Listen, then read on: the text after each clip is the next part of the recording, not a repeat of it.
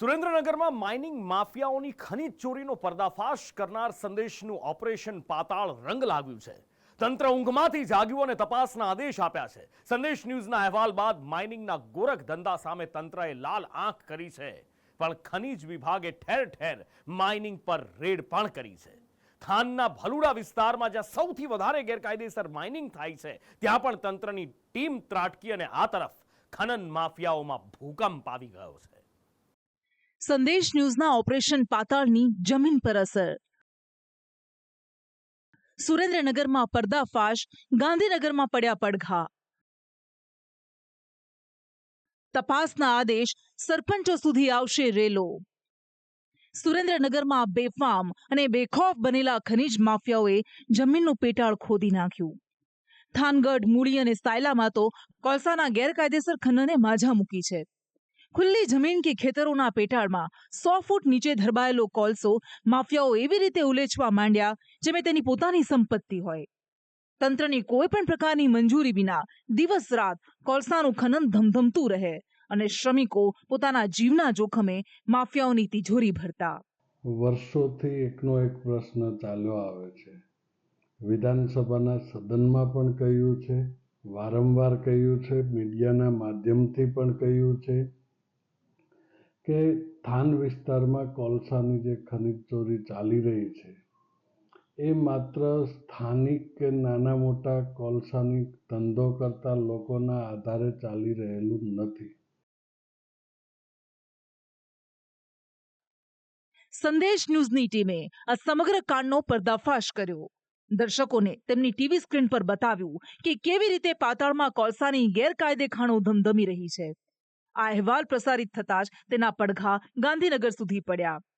Cabinet મંત્રી ઋષિકેશ પટેલે સંદેશ ન્યૂઝને કહ્યું કે ગેરકાયદે માઇનિંગ કોઈ પણ સંજોગોમાં નહીં ચલાવી લેવાય.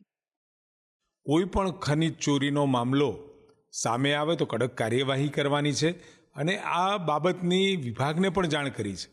વધુમાં વધુ કડક હાથે આ બિનકાયદેસર ખનનની પ્રવૃત્તિ ચાલતી હોય તો રોકવાની. કેવળ સુરેન્દ્રનગર નહીં પરંતુ બીજી આખા ગુજરાતની અંદર તમામ જગ્યાએ કડક કાર્યવાહી કરવાની આદરણીય ભૂપેન્દ્રભાઈએ સ્પષ્ટ સખ્ત શબ્દોમાં વિભાગને હિદાયત કરી છે. ઋષિકેશ પટેલે કાર્યવાહીની વાત કરતા સુરેન્દ્રનગર જિલ્લા કલેક્ટર હરકતમાં આવ્યા. સ્થાનિક તંત્ર દોડતું થયું.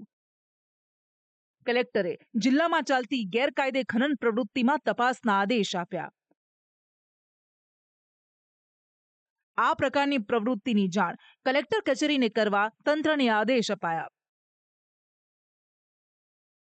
કલેક્ટરે જે તે વિસ્તારના સરપંચો સામે પણ કાર્યવાહીની ચીમકી આપી.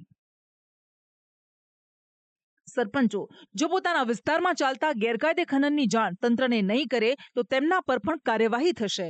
જે એક મોટી વાત કહેવાય. ચોટીલા, બોળી અને થાનગઢ તાલુકાનો સમાવેશ થાય છે. આ 3 તાલુકાઓની અંદર જે પણ કોઈ ગેરકાયદેસરની પ્રવૃત્તિ થતી છે એ પ્રવૃત્તિઓને ચોક્કસપણે અમે કાયદેસરની કાર્યવાહી કરીશું. પછી એમાં ખનીજને લગતી ગેરકાયદેસરની પ્રવૃત્તિ હોય, સરકારી અનાજને લગતી ગેરપ્રવૃત્તિ હોય કે પછી કોઈ લાકડાને લગતી ગેરપ્રવૃત્તિ હોય. તો આ તરફ લોકોની સમસ્યાને વાચા આપવા બદલ સુરેન્દ્રનગરના સ્થાનિકોએ પણ સંદેશ ન્યૂઝના ઓપરેશન પાતાળને વખાણ્યું છે. સંદેશ ન્યૂઝ ચેનલે જે રિપોર્ટ બતાવ્યો ઓપરેશન પાતાળ, એ પાતાળનો ખરેખર એક જોરદાર પ્રોગ્રામ હતો અને સંદેશ ન્યૂઝનું જે કામ છે એ બહુ રેડી કામ છે અને સંદેશ ન્યૂઝ વાળાને હું ધન્યવાદ આપું છું કે આવા ઓપરેશન દરરોજ દેખાડે અને જ્યાં ત્યાં ભ્રષ્ટાચાર થાય છે તેનો પર્દાફાશ કરે. હાલે જે ઓપરેશન પાતાળ સંદેશ ન્યૂઝ તરફથી કરવામાં આવેલ હતું એની કામગીરી બહુ સરસ અને સફળ રહી. તે બદલ આ સંદેશ ન્યૂઝનો આભાર.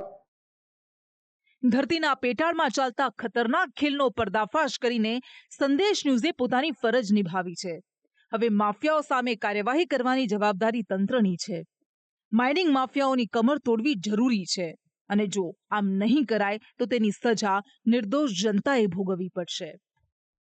બ્યુરો રિપોર્ટ, સંદેશ ન્યૂઝ.